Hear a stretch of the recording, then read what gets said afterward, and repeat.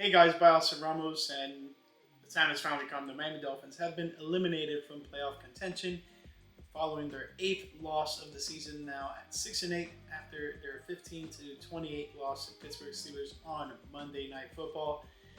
Oof, tough one for Miami. Its Steelers improved to 8-6 and have a pretty clear division lead, but still 2 more games against Baltimore Ravens, so it could be anyone's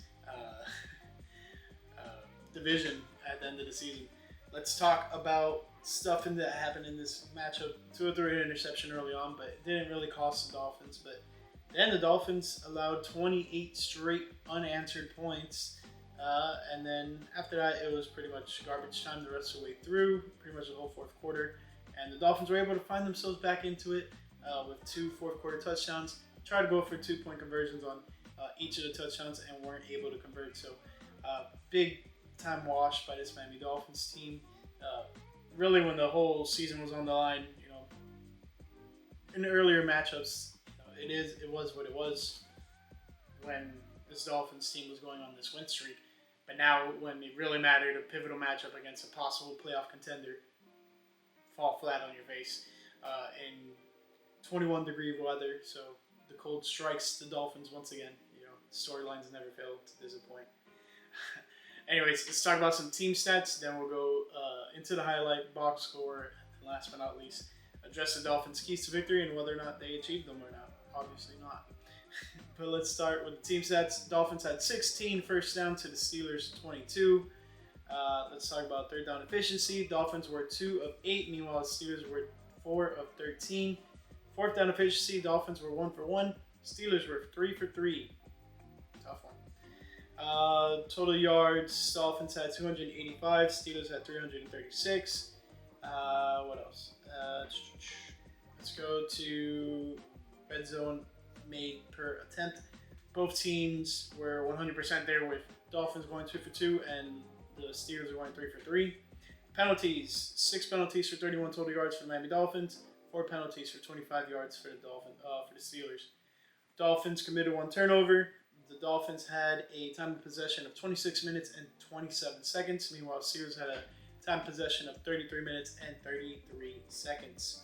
So, not a crazy performance by the Steelers team, but they did it in such an efficient manner that at the end of the day, that's how they ended up coming out on top and winning in this one.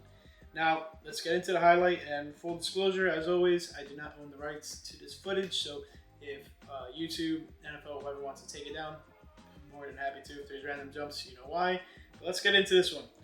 Big time Monday Night Football matchup at Acrisure Stadium. We got Tua. We got the bad man, Aaron freaking Rodgers. Tua early in the first quarter couldn't float this one up a little further for Waddle. Picked off by Asante Samuel. Dolphins defense able to capitalize and not limit the bleeding too much, but Steelers offense rolled in this one, answering with 28 unanswered points after the Dolphins held a 3-point lead heading into that final moments of the second quarter. Jonnu Smith getting a touchdown against his former squad. 28 straight points for this Pittsburgh Steelers team. Waller, though, finding some action, reels in a nice TD in the corner of the end zone. And then he said, I want a twofer. Got a second touchdown in this one, keeping his feet in bounds. We've seen that one in Miami recently.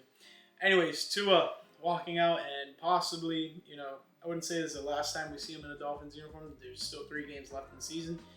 But his time in a Dolphins uniform may be whittling down. So tough to see that. But not the best performance by this Miami Dolphins team. Steelers weren't all too impressive, but they, did it when it mattered. And that DK Metcalf touchdown took me out of my Dynasty playoffs. So shout out to Joey for advancing there off of the DK touchdown. Oh man. All right, let's talk about some stats here.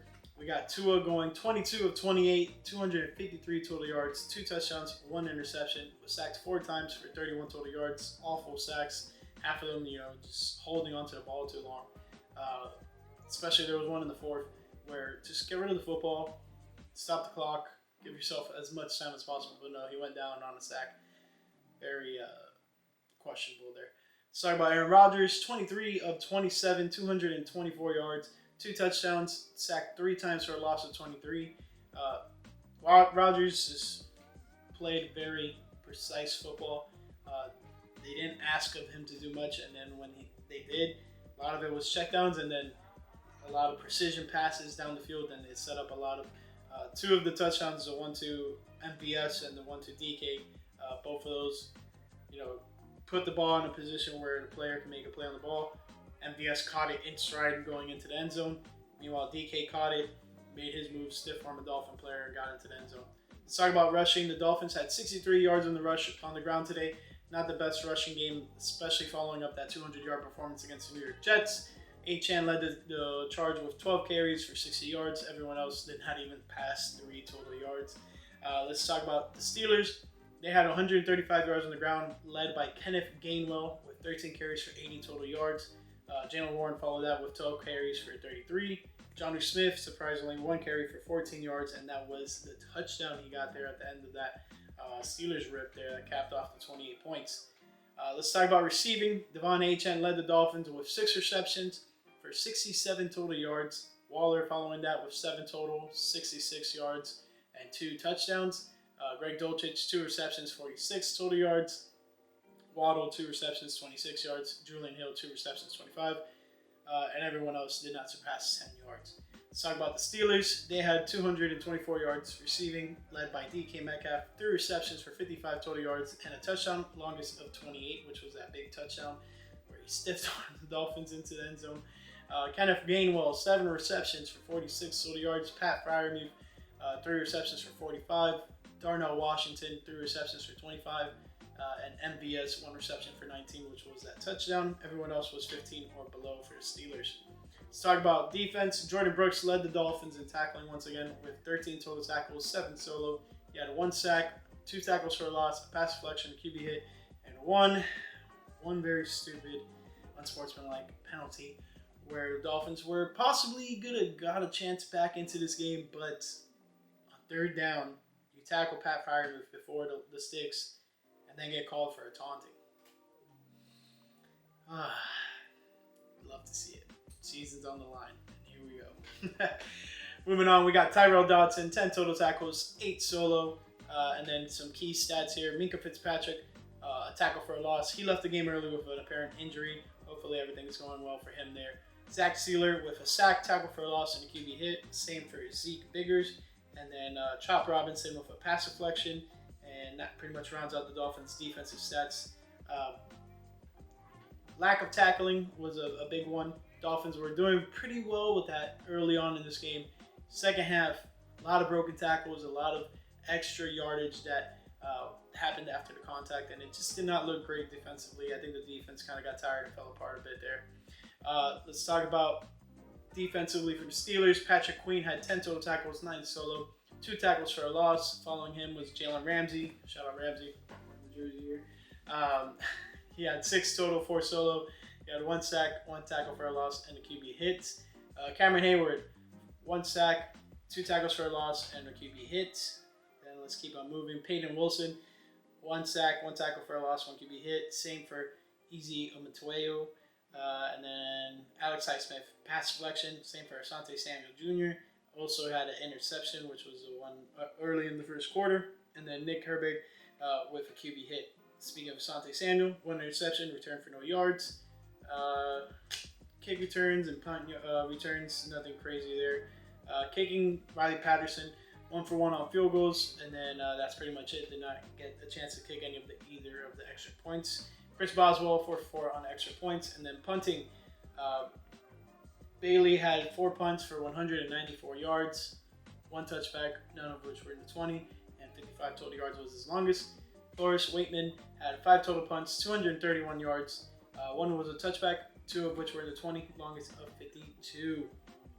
All right, let's talk about what happened in this matchup. The Dolphins fell flat on their face early on in this matchup.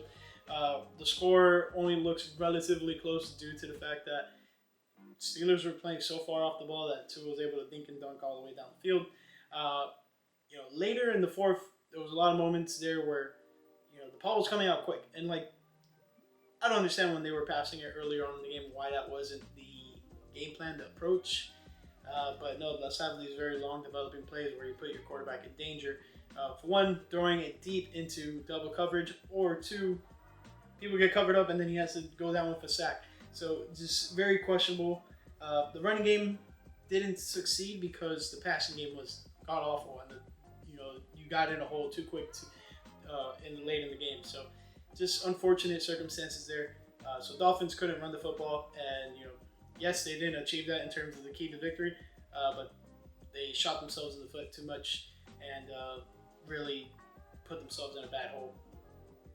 Defensively, they did not get after Aaron Rodgers. Yes, they sacked him 3 times, but that was all in the first half. In the second half, man, just had all day. The running game, just guy would make contact early on in the line of scrimmage and then break out for another 5, 7, 10 yards. So did not do well there. And definitely do think that Mike McDaniel got outcoached in this one.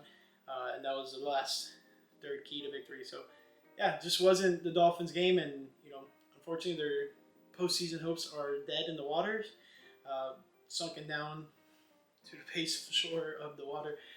It's not great for this Dolphins team right now. So moving forward at 6-8 now, the Dolphins could end with a 6-11 record, which would be very optimal.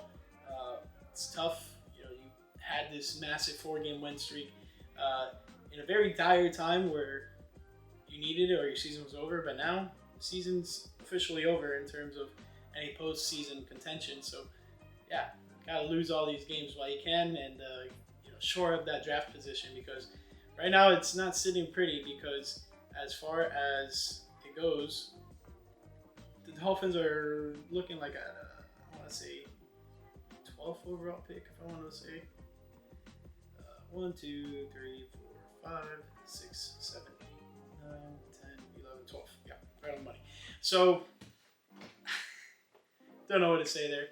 They are fortunately ranked in front of the Chiefs, but that is the last cutoff of teams that are eliminated. So should be fun to see this stretch of football where we won't see Patrick Mahomes, Brady, or Manning in a playoff game since 1999, pretty much almost the year I was born. So yeah, crazy to say that. And another season where the Dolphins either don't make the playoffs or don't get a playoff win. Very, very tough. So the streak continues, and just got to look forward to the offseason. And there's going to be a lot of questions that need answering. Quarterback position, head coach, GM. What are you going to do with your young, talented players? Are you going to trade them off for assets? There's a lot of questions that need to be answered for this Dolphins team, and it's going to come up soon. So hopefully the Dolphins don't tear house too far down, but it could be a very much so case that they do that. So let's see what happens. Outside of that, another year, another washed Dolphins season. And it's unfortunate, but it's the life of a Dolphins fan. Thank you guys so much for watching. I'll catch you in the next one.